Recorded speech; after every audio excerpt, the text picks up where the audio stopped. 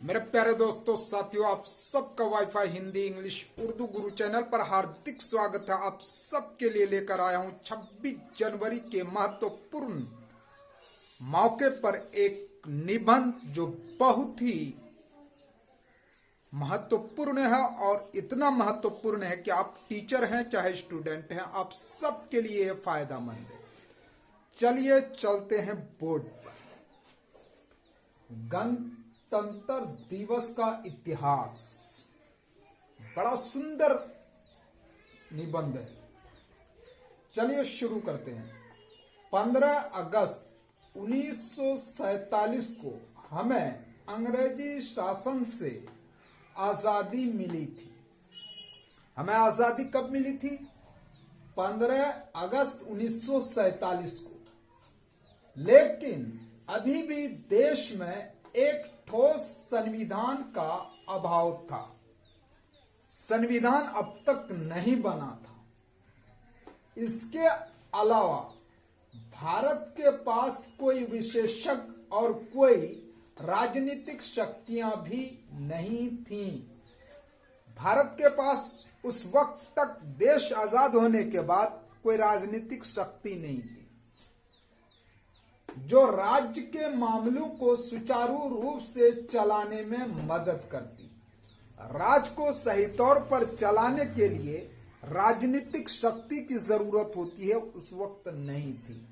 फिर क्या होता है, आगे चलिए। तब तक 1935 के भारत सरकार अधिनियम को मूल रूप से शासन करने के खातिर संशोधित किया गया था।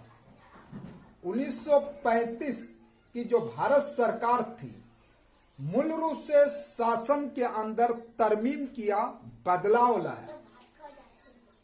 हालांकि वह अधिनियम औपनिवेशिक शासन की ओर अधिक झुका हुआ था, इसलिए विशेषज्ञ संविधान बनाने की सख्त जरूरत थी।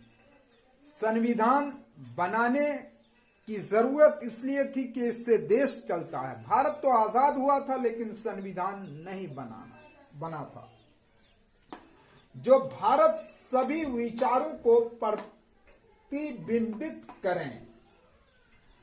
इस प्रकार डॉक्टर B.R. अम्बेडकर ने 28 अगस्त 1947 को एक संवैधानिक मसौदा समिति का नेतृत्व किया।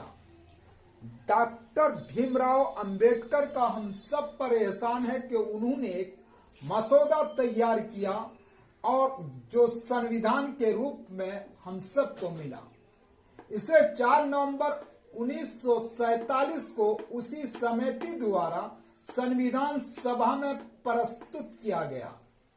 जो मसौदा तैयार हुआ, जिस समिति के उसने नेतृत्व की थी, उसी समिति द्वारा संविधान में उसे पेश किया गया। यह पूरी प्रक्रिया बहुत विस्तृत थी।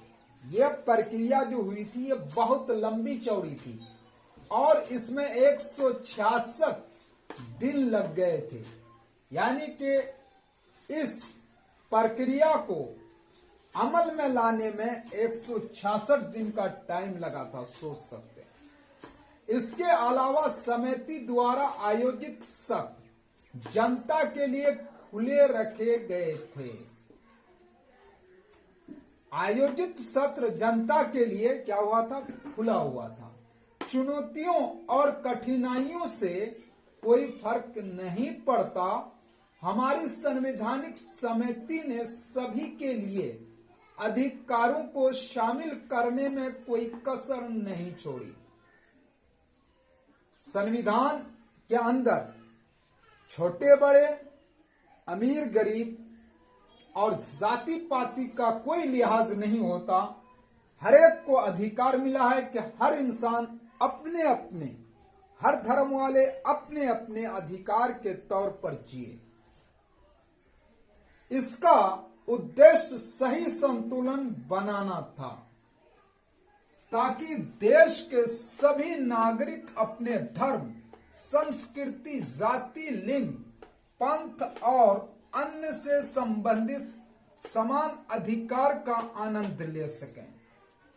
कोई भी जात हो, कोई भी धर्म हो, संविधान बताता है कि वो अपने धर्म, अपने संस्कृति, अपनी जाति, लिंग, पंथ का अपने अधिकार के तौर पर उसका वो मजा ले सकते हैं।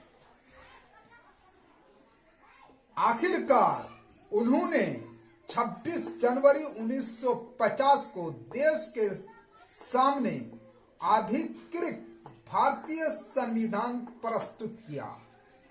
26 जनवरी 1950 को भारत के संविधान में ये पास हो चुका कि चाहे वो किसी भी धर्म का मानने वाला हो, हिंदुस्तान का वो नागरिक है, तो अपने धर्म को, चाहे वो हिंदू हो, चाहे मुस्लिम हो, सिख हो, ईसाई हो, अपने धर्म का हर काम अपने हिसाब से करने का उसे अधिकार है।